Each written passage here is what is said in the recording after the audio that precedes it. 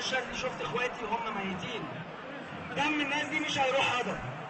اي حد هيفرط في دم الناس دي هو خاين.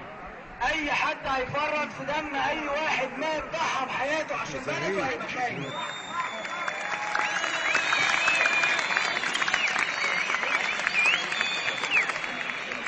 البلد دي انا من زمان بقول ان البلد دي بلدنا، كل واحد فينا ليه حق فيها.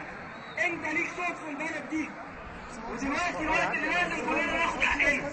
احنا هناخد حقنا حتى لو حقنا ده هناخده عشان ولادنا نموت احنا شهداء.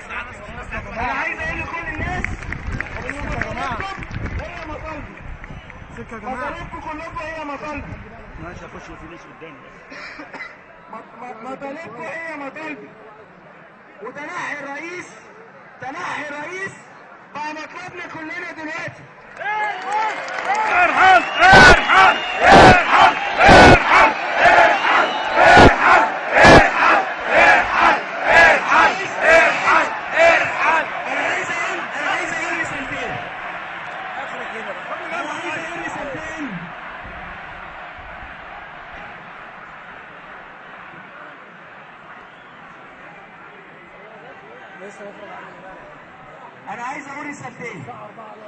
الرساله الاولانيه انا قلتها امبارح وانا بعيط، النهارده انا مش هقولها وانا بعيط. احنا ملناش ذنب في اي واحد مات. حتى الضباط اللي ماتوا احنا ملناش فيهم ذنب، حتى العساكر اللي ماتوا احنا ملناش فيهم ذنب. ده ذنب كل واحد سرق البلد وقرر انه ما يفرطش في الكرسي بتاعه حتى لو على ثمن الناس الابرياء.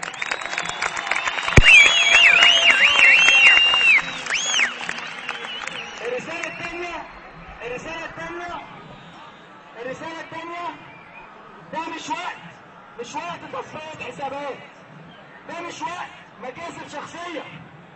ده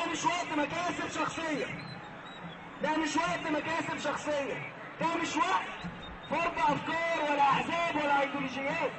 ده وقت كلنا نقول فيه كلمة واحدة بس: مصر فوق الجميع.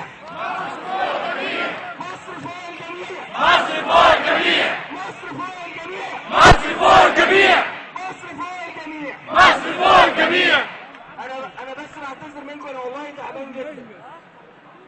احنا النهارده اللي بنفرض صوتنا. من 8 شهور كنت بقول احنا اقوى، والنهارده بقول لكم انا شفت ان احنا اقوى. انا كنت امبارح قبل وانا مروح مقابل وزير الداخليه. انا كنت فخور بيكم وانا بقابل وزير الداخليه، لان هو كان بيكلمني مش كواحد شاب صغير قهوه يديله اوامر، كان بيكلمني ند لند. وزير الداخليه الجديد كان بيكلمني ند لند، وانا وصلت لكم رسالتكم.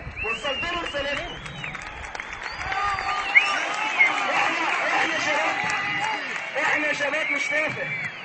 انا بحب الفيسبوك قوي، بس اغلب الناس دي هي شباب الفيسبوك، واغلب الناس دي هي شباب مصر. واحنا مش هنستسلم ومش هنقف عن مطالبنا الا لما مطلبنا دلوقتي يتحقق. مطلبنا دلوقتي بنقول للريس كفايه اللي ماتوا يا ريس، كفايه عليك كده.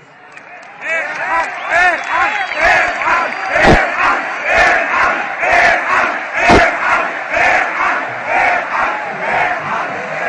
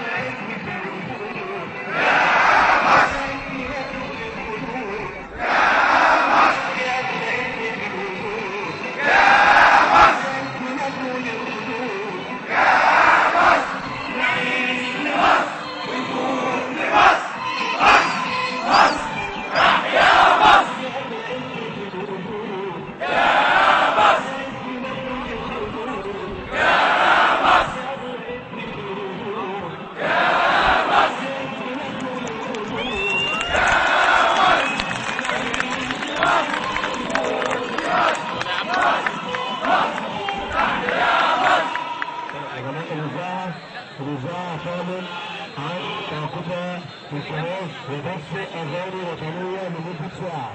الإذاعة كامل عن تسجيل